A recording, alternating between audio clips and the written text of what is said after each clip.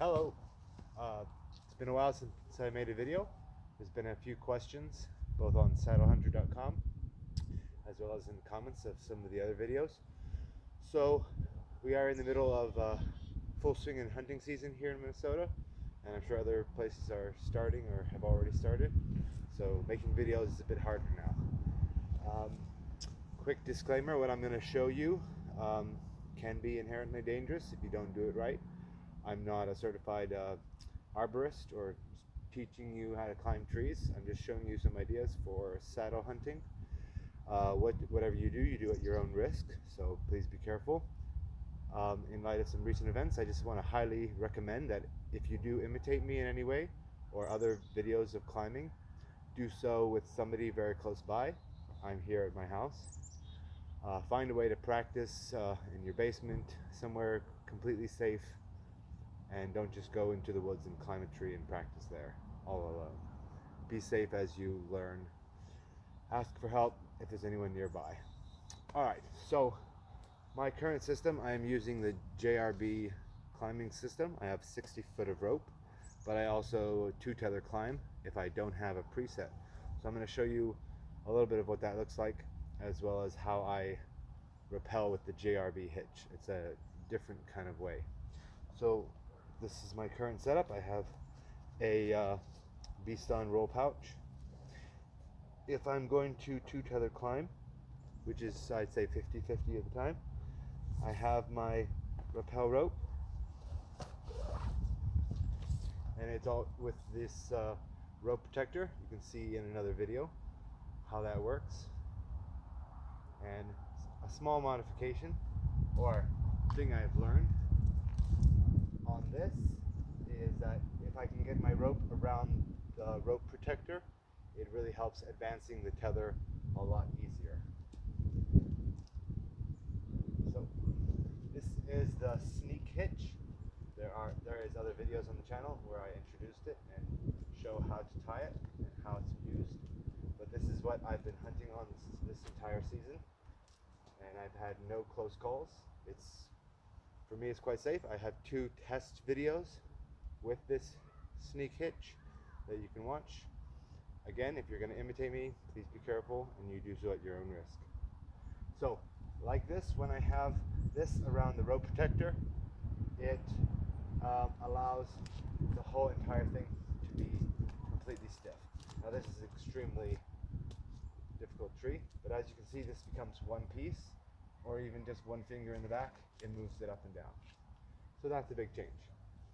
So for example, I will be hunting, or climbing I should say, climbing on this as my top tether.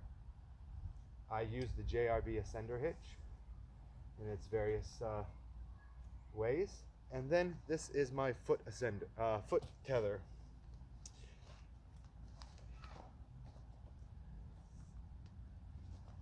There was a big question of how do you transfer to the JRB hitch at hunting height, and so I am going to show you that. Number one, even if I am doing an SRT climb or a JRB climb, I'll still have my foot tether with me as a second safety device that I'm always clipped into at all times. My foot loop stays attached with the JRB ascender hitch. It gives one-handed adjustment, and this is my best friend loop that I attach my second bridge to.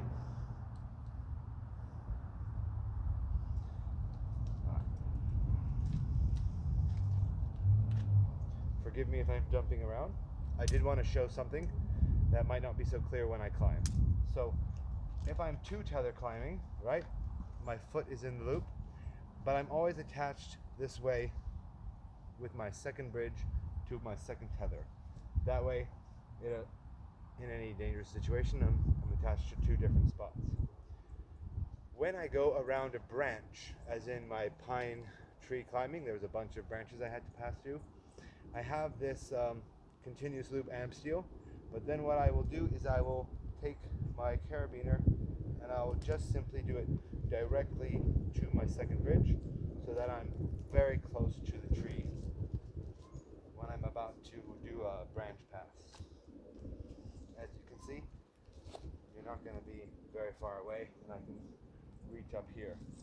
When I've gone through the branch pass, I can simply undo it. Wait, sorry. I can simply take it off of my main bridge, and yet I'm still completely attached, and this just becomes a little bit looser. If I do fall for any reason on this, I might fall a couple feet onto this. Again, I've tested that and I've been okay with it. One more thing, another thing I should say.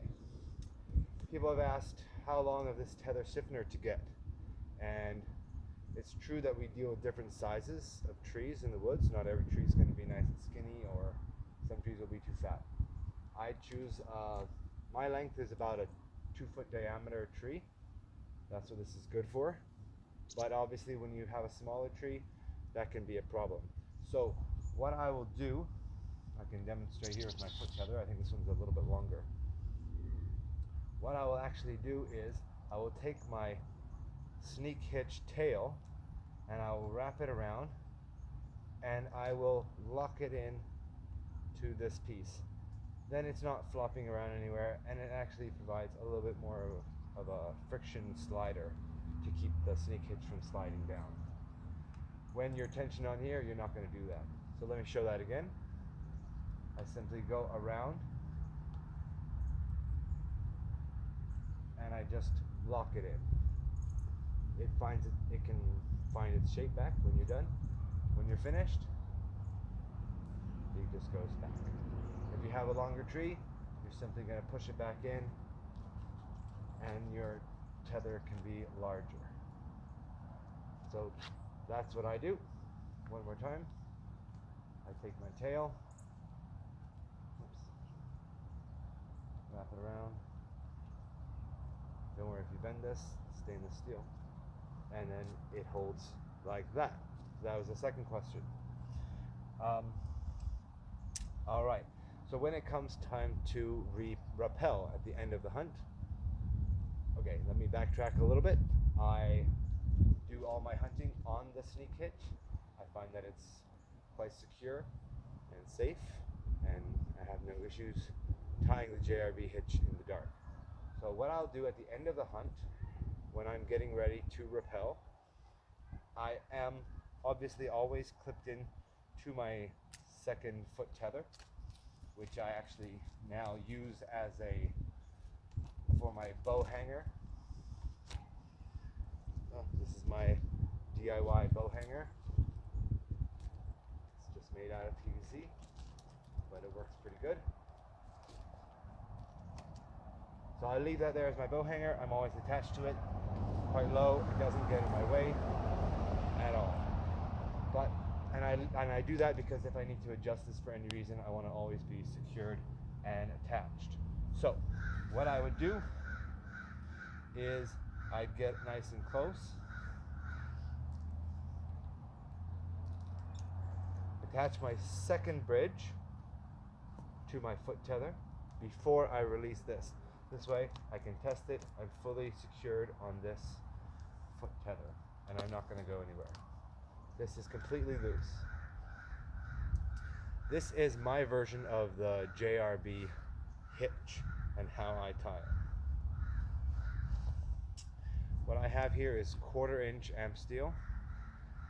I have 2 spliced eyes. As you can see, they go about 6 or 7 inches down. It could be longer, but it's strong enough for our purposes. And what I will do is, after, again, I'm secured to my foot tether, I can undo my sneak hitch. Now the JRB hitch, if you look at the JRB channel, you would need to take a lot more of this rope and double it.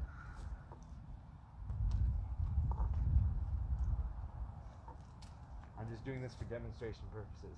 You would need to double the rope around the tree in order to tie the JRB hitch. Then you lose a lot of rope length. For example, a lot of people use 40 feet of rope, or maybe even 35 feet of rope. Tying the JRB hitch is a big difficulty for them because they lose so much length doing it this way. I believe I have a solution. Again, we are fully secured. I'm sorry if this is busy in any way. I can move it out of the way now that you see the requirements of it. I'm obviously on the ground, so I'm safe.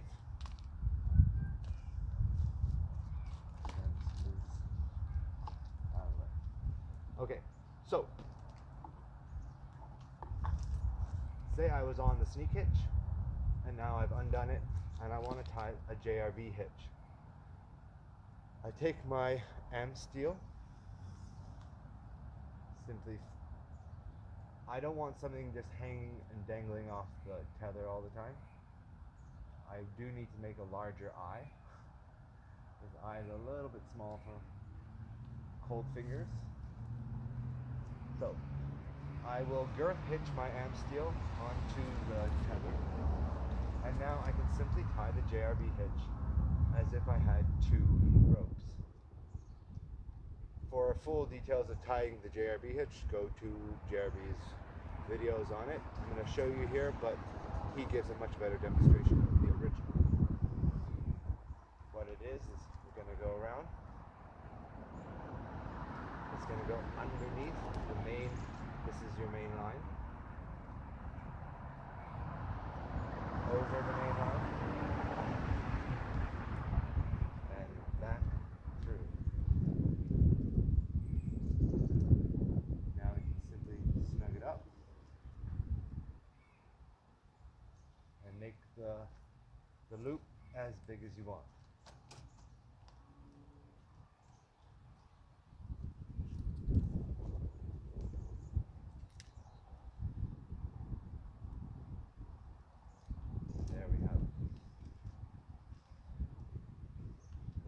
Put all of our weight on this, and it's not going to go anywhere. You would then attach your pull down line with a tag. Pull down line you would attach to this while you rappel down. I'm going to clip in to show you the strength of it.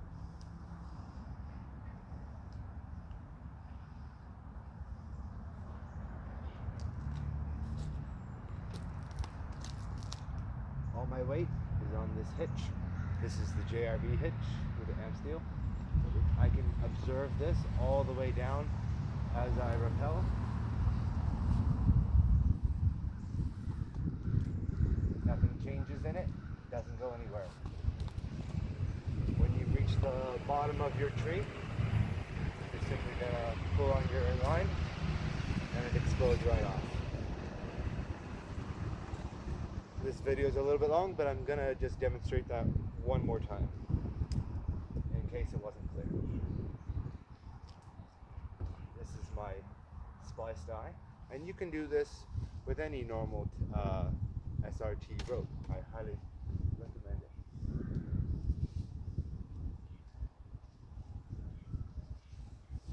Get your steel girth hitch to the tree, make a loop. You don't want to make it too big. The bigger you make it, the more slack you're going to induce. Make your loop. Wrap the tail around your main line. Come back through your tether eye. And make your loop as long as you want it. Whatever you do, don't let the tail come through the eye, or when you pull it down, you're going to have a bit of a problem and it won't release properly. So I'm going to demonstrate that here. The correct way is to leave it coming through your SRT loop or JRB loop or whatever you want to call it, tether loop. If it comes through all the way, your pull down line is now attached to this, and although you can get it down, if you've gone over any branches, if you have any snags, it'll be more difficult. So be aware of that. One last time. good measure. Find it.